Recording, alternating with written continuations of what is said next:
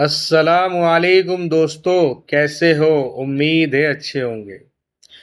دوستو، آج میں آپ کو حدیث کی روشنی میں صفا اور مروہ کا ایسا ایمان افروز واقعہ سنانے جا رہا ہوں جو ہمیں اللہ پر اور بھی زیادہ یقین اور بھروسہ کرنا سکھاتا ہے۔ یہ واقعہ ہے میرے دوستو حضرت ابراہیم علیہ السلام اور ان کی بیوی حضرت حاجرہ رضی اللہ عنہ اور ان کے ننھے بیٹے حضرت اسماعیل علیہ السلام کا۔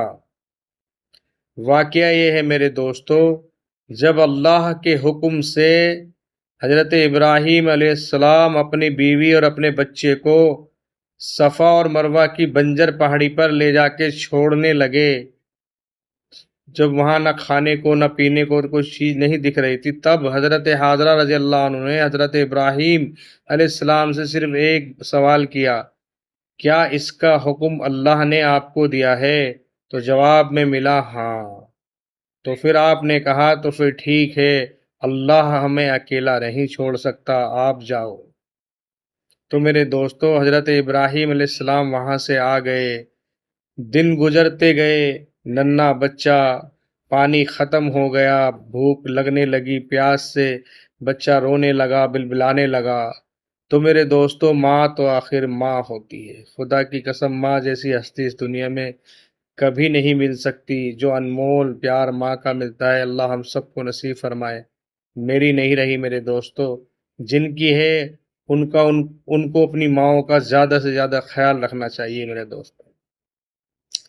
تو میرے دوستو، ماں وہاں سے اٹھی اور اپنے بچے کی پیاس کی تلاش کے لیے کبھی صفا پہاڑی پر چڑھتی، کبھی اس پہاڑی پر دوڑتی، تو کبھی صفا پہاڑی پر، کبھی مروہ پہاڑی پر 7 بار دوڑی، لیکن یقین اس قدر تھا اللہ پر اور اللہ کی قدرت پر کہ اللہ نے جب واپس بچے کی طرف آئی تو اللہ نے حضرت اسماعیل علیہ السلام کے ننھے پاؤں کے نیچے چشمہ جاری کیا، جسے آج ہم آب زمزم کہتے ہیں، جسے ہزاروں سال سے حاجی لاتے ہیں اور پوری دنیا پیتی ہے۔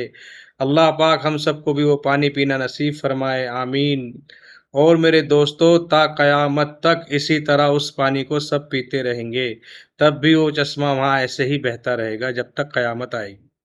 تو میرے دوستو، اس سے ہمیں کیا سیکھنے کو ملتا ہے اس واقعے سے کہ اللہ ہم سب پہ، جب ہم اللہ پر اتنا توکل کرتے ہیں تو اللہ ہماری مدد وہاں سے کرتا ہے جہاں سے ہمارا گمان بھی نہیں ہوتا۔ تو میرے دوستو، لیکن یقین اسی لیول کا ہونا چاہیے انسان کے دل میں۔ یہ جو ہمارے دل میں ڈاؤٹ ہوتا ہے نا کہ بے شک اللہ ہی کرتا ہے سب کچھ، لیکن کیا ہے کہ تھوڑا سا کرنا پڑے گا نا خود بھی، لیکن وہ تھوڑا سا ہی نا ہم سب کے دلوں کو بہکا رہا ہے، دنیا کے دھوکے میں ڈال رہا ہے، ہم اس کے دنیا کے جال میں گرتے جا رہے ہیں، پھنستے جا رہے ہیں۔ اللہ ہم سب کی اس سے حفاظت فرمائے میرے دوستو۔ اور ایک دعا بھی ہے جو حضرت ابراہیم علیہ السلام نے اس وقت اپنی اولاد کے لیے وہاں مانگی تھی، اپنی بیوی کے لیے، اے میرے رب، میں نے اپنی اولاد کو اس بنجر وادی میں تیرے حکم سے تیرے گھر کے پاس لا بسایا ہے، تو انہیں رزق عطا فرما اور لوگوں کے دلوں میں ان کی محبت ڈال دے۔ یہ دعا مانگی تھی۔ تو میرے دوستو، سچ بتانا خدا کی قسم، آج جب بھی ہم ان کا نام یا ان کا قصہ کوئی واقعہ کوئی بھی سنتے ہیں تو کیا ان کے دل میں ان کی محبت ہمارے دلوں میں نہیں جاگتی یا ہمیں ہمدردی نہیں پیدا ہوتی؟ تو میرے دوستو، ایسا میرا اللہ ہے، آج بھی وہی اللہ ہے، ہزاروں سال پہلے بھی وہی اللہ تھا اور ہزاروں سال بعد بھی وہی اللہ رہے گا میرے دوستو، کیونکہ اللہ ایک ہی ہے۔ اور میرے دوستو، ہمارے پریواروں کی بھی حفاظت اللہ پاک انشاءاللہ آج بھی ایسے ہی کرتے ہیں، ہماری بھی، اگر ہم یقین ان پہ اس طرح کا ہی رکھیں تو اپنی دعاؤں میں مجھے بھی یاد رکھیں دوستو۔ اور آج کی دعا ہے میرے دوستو، جو میں اپنی ہر ایک ویڈیو میں کوئی نہ کوئی دعا ضرور بتاتا ہوں، ربنا ہب لنا من ازواجنا و ذریاتنا قرۃ اعین واجعلنا للمتقین اماما۔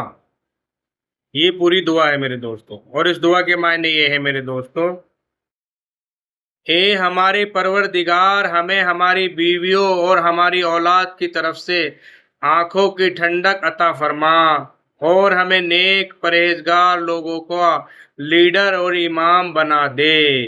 اس آمین۔ اور اس دعا کے معنی ہیں میرے دوستوں۔ تو میرے دوستو اس ویڈیو کو ثواب کی نیت سے زیادہ تک بھائیوں کو شیئر کریں اور اپنے بھائی کو لائک کریں، سبسکرائب کریں ایسی ہی دعاؤں کے لیے اور ایسی دین کی باتیں سننے کے لیے۔ میرے بھائیوں اپنا تھوڑا سا پیار دکھائیں اپنے اس بھائی کو۔ السلام علیکم۔